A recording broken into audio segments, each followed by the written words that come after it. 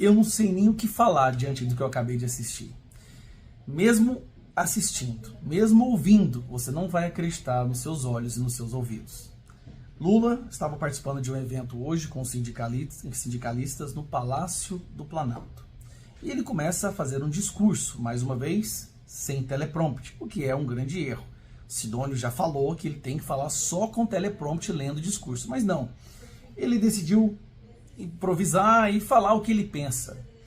E aí você vai se deparar agora onde o presidente da República admite, em alto e bom som, que ele roubou, e pior que isso, roubou com orgulho e não se escondeu e nem fugiu depois de ter roubado. Ao contrário de muitos políticos que roubam e se escondem, ele não se escondeu. Então, parece exagero, mas você vai ouvir, vou colocar o vídeo para você agora. Lula admitindo que roubou e não se escondeu. O Brasil virou uma várzea. Isso aqui é uma loucura. Assiste aí. Muita gente achou que era difícil. Aliás, muita gente achava que eu jamais ia votar. Porque o político, quando rouba, ele submerge. Quando ele faz qualquer bobagem, que sai uma denúncia, ele já se esconde e fica escondido. Eu, ao invés de me esconder, fui para cima dos acusadores. Porque o político, quando rouba, ele submerge. Quando ele faz qualquer bobagem, que sai uma denúncia, ele já se esconde e fica escondido. Eu, ao invés de me esconder, fui para cima dos acusadores. Como você pode ver, não houve nenhum exagero, nem sensacionalismo. São as falas do presidente da República, aquele que tinha sido condenado por corrupção, e os seus colegas do STF retiraram ele da cadeia e colocaram ele na presidência, deu um discurso agora falando que ele roubou. E com orgulho, você vê que ele tem um orgulho de falar isso, né? E orgulho de falar que não se escondeu, que não fugiu, que enfrentou, que foi pra cima. Ele é um ladrão corajoso, isso a gente tem que admitir. Talvez o mais corajoso que já andou pelo Brasil. Mas olha o cúmulo dessa situação, gente. Vai dar em nada. O problema é que o petismo é uma doença tão séria que mesmo com o indivíduo admitindo que roubou, quem apoia ele não vai deixar de apoiar. Quem votou nele, na maioria, não vai se arrepender. Porque para você apoiar um ser como esse, para você votar num ser como esse, você pode ter certeza que honestidade não está entre as suas prioridades. Muito pelo contrário. A gente chegou no fundo do poço mesmo. E aí a gente vê o Lewandowski e esse governo entrando com uma PEC da segurança pública, como se eles tivessem vontade de prender corruptos e criminosos. Na verdade, o problema não é a polícia que não está prendendo. O problema no Brasil é a justiça que não condena e não prende os ladrões e os corruptos. A prova disso é que nós temos um presidente que acabou de admitir que roubou e foi retirado da cadeia e colocado da presidência. Até quando a gente vai aguentar esses absurdos que acontecem aqui? E aí nós temos um ladrão confesso, querendo tomar conta de toda a segurança pública do Brasil. Para entregar na mão de quem? Do PCC, do Comando Vermelho? Porque na verdade é isso. Centralizar a segurança pública do Brasil na mão desse governo é a mesma coisa de entregar a segurança pública na mão do PCC, do Comando Vermelho. O problema do Brasil não é que a polícia não prende, não é que a segurança pública é ruim, a justiça é péssima. Você veio direto, o último caso, foi preso 35 vezes e estava na rua e matou alguém. Lula foi preso e foi solto, agora está na presidência. Agora, quem que a justiça quer prender? Justamente quem fala, quem verbaliza a sua indignação diante do que está acontecendo. Quem fala a verdade, ou quem fala algo que o Alexandre de Moraes não gosta. Aí sim, é 17, 14 anos de cadeia para você. Quem mandou você falar o que não deve? Se estivesse roubando, traficando, ou sendo corrupto, nada disso estaria acontecendo. Mas para concluir, eu tô assim, cara, é brincadeira um cara admitir que rouba. O presidente, imagina se fosse o Bolsonaro falando uma coisa dessa. Esse é o Brasil que a gente vive. Aproveitando esse tempo que eu tenho aqui, presidente, eu decidi participar da Credem nesse ano. Fiquei muito feliz, inclusive, com a escolha do senhor na nossa presidência, que representa muito bem o nosso partido, né, e o que nós acreditamos. Mas eu optei por vir para cá, sendo que normalmente a minha bandeira principal é a educação, porque a cada governo nós temos os pontos mais preocupantes. Nesse governo, curiosamente, o que se tornou uma das maiores preocupações do Brasil voltou a ser a criminalidade. Então, a Comissão de Segurança Pública passa a ser muito importante para poder mitigar um pouco o estrago que esse governo está causando na população. Hoje nós temos 80% da população brasileira voltando a estar preocupado com a criminalidade. Nós temos a preocupação também com os escândalos de corrupção, que estão surgindo quase que semanalmente, né? Nós temos agora um novo que está prestes a explodir, que é o escândalo da corrupção da COP30. Então, a comissão de fiscalização passa a ter uma importância, uma relevância maior. Mas eu acredito que a Credem passou a ser hoje uma das prioridades do ponto de vista de proteção da nossa soberania e do nosso país, devido aos embaraços, às vergonhas, às humilhações que o nosso presidente está impondo ao nosso país. Então, só para que todos possam entender, afinal de contas, nós estamos aqui na relação exterior, então nós vamos ter que trabalhar dobrado esse ano para poder mitigar um pouco o prejuízo das relações exteriores que esse governo está causando no Brasil.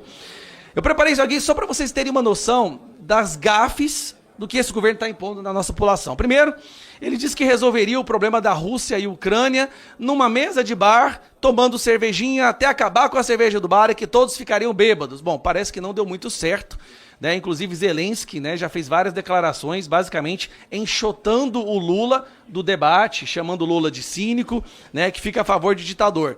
Depois da fala do Lula, onde ele basicamente equivale ou tenta comparar os judeus ao Holocausto, como se os judeus estivessem causando o Holocausto, uma nação ali, o Israel, que está tentando apenas se defender. Isso causou uma vergonha mundial, ao ponto de que ele recebeu 170 assinaturas de deputados federais aqui num pedido de impeachment. Um pedido de impeachment com o maior número de assinaturas de deputados federais por causa de uma falha grotesca como essa. Não tão muito tempo atrás, ele disse também, ele fez um agradecimento à África pela escravidão no Brasil. Né, Silvia? Você viu essa? É um daqueles momentos, né, que ele começa a falar, e eu adoro quando ele fala, porque é muito bom para a oposição, onde ele agradece a África pela escravidão. Depois ele vai para a ONU, participar da ONU e tem o seu microfone cortado. O único presidente que teve o microfone cortado no evento da ONU. Isso é uma coisa inédita, não sabia nem que isso poderia acontecer, mas aconteceu. E depois foi barrado de entrar no evento no qual estava o Biden. Para piorar a vergonha, né, e por isso que eu falo sempre que a esquerda adora grupos terroristas, teve uma nota e um vídeo de agradecimento do líder do Hamas ao Lula. Hamas, gente, corta a cabeça de crianças, estupra mulheres, bota fogo em famílias enquanto elas estão vivas, idosos, certo? Todo mundo viram as imagens horríveis que foram divulgadas pelo mundo. O líder desse grupo, que não é nem um grupo terrorista, eu acho que nós temos grupos terroristas e nós temos grupos satânicos, tá? O satânico está um pouco acima do terrorismo. E esse grupo Hamas, para mim, é isso. Agradece o Lula, presidente. Olha a vergonha que é para o nosso país ter o nosso presidente sendo agradecido pelo ser mais satânico vivo hoje que o Hitler. O Hitler não chega nem no chapéu dele, mas agradece o Lula. Cara, é uma vergonha. Bom, depois tem vários outros casos que são igualmente vergonhosos, né? Passando pano para narcoditador, que é condenado nos Estados Unidos, que é o caso do Maduro, passa pano pro golpe que o Maduro deu. Eu acho curioso porque eles falam tanto em defesa da democracia, que são contra o golpe. Não dê anistia para golpistas, mas estão defendendo e passando pano para um golpe em um país vizinho, que está matando a população desse país. 7 milhões de pessoas já fugiram desse país, né? Muitas dessas pessoas vindo para o Brasil. Aí você imagina a infelicidade dessa pessoa, né? Foge da Venezuela para fugir de uma ditadura e cai no Brasil em outra ditadura de um cara que está apoiando o ditador que fez com que eles fugissem. Aí nós temos agora essa outra vergonha internacional, que é a COP30. Pasmem, senhores. Um evento sobre problema climático, a situação climática, proteção do meio ambiente, no qual se desmata o meio ambiente. Então, para receber as lideranças internacionais, para fazer aquelas reuniões, o evento para proteção do meio ambiente, o que o Lula decide fazer? Rasgar a Amazônia, criando uma tal da Avenida da Liberdade, destruindo o meio ambiente ao qual o evento foi criado para proteger. Isso é surreal. Isso que você não acha nem novela da Globo de péssima qualidade, você não acha um trama, um enredo tão surreal assim. E aí tem o problema também, logicamente, que está surgindo agora, que é da corrupção, né? 700 milhões enviados para uma empresa da OEI, sem passar por licitação no Brasil, que vai ser investigado agora. Você pode ter certeza que a gente vai tentar, e vamos conseguir abrir uma CPI para analisar esse dinheiro que está sendo enviado para lá, de forma por debaixo dos panos. Aí nós falamos, isso tudo acarretou o quê? Em fuga de investimento no nosso país. Ninguém quer investir no Brasil mais, o dinheiro está indo embora. Vem as vergonhas, a recorde das queimadas, recorde das mortes de Yanomami, Silvio. Você sabia disso? Pois é, o governo que veio para salvar os indígenas está exterminando a população indígena do Brasil. E sabe o que eles fizeram? Tiraram do portal de transparência o número de mortes. Assim como tiraram também da dengue. Você viram, né? É aquela coisa, né? A transparência é zero com esse governo. Antes do Donald Trump ser eleito, o presidente o Lula chama o Donald Trump de nazista e fascista, e para piorar, a primeira-dama esbanja, simplesmente xinga em um evento público o secretário mais importante do presidente dos Estados Unidos de fuck you Elon Musk. Bom, acho que a Credem nunca foi tão importante no governo quanto esse agora, viu? Porque o que a gente vai ter que apagar de fogo que esse governo está colocando não é brincadeira. E aí essas são as gafes do Lula. Nós tivemos uma matéria do The Economist falando que as gafes do Lula apagaram o brilho do G20.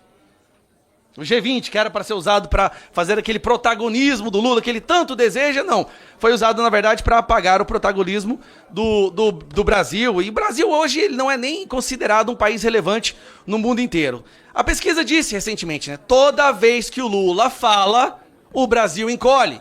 Toda vez que o Lula abre a boca ou tem uma aparição pública, todas as vezes a sua rejeição aumenta, o investimento vai embora e o Brasil passa mais vergonha. Mas, presidente, voltando ao terrorismo, que foi o início da minha fala, recentemente o governo de Israel soltou um relatório mostrando que há uma relação do PCC aqui, o PCC do Marcola, que faz apoio ao Lula, que tem vários escândalos com o vereador do Lula, com o contador do Lula, o PCC que tem interceptação telefônica dizendo que apoia o Lula.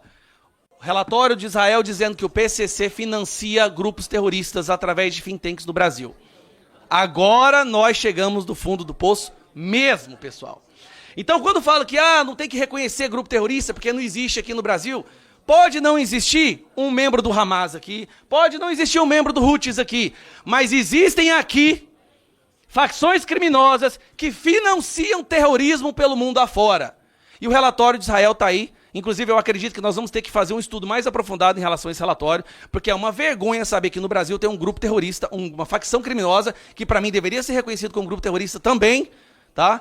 Que está financiando grupos satânicos, como Hamas, Houthis, Hezbollah. Isso é um absurdo. Então, não reconhecer o Houthis como um grupo terrorista, na verdade é algo que a gente já esperava da esquerda e desse governo. Porque para eles, grupos terroristas são justamente aquilo que eles precisam para poder avançar cada vez mais nas suas agendas, avançar cada vez mais nos seus projetos. Então, presidente, para concluir, eu falei por muito tempo, mas eu acho que está na hora da gente reconhecer não só Houthis, mas Houthis, Hezbollah, Hamas, PCC, Comando Vermelho e também MST, como que eles realmente são. Grupos terroristas. Obrigado, presidente.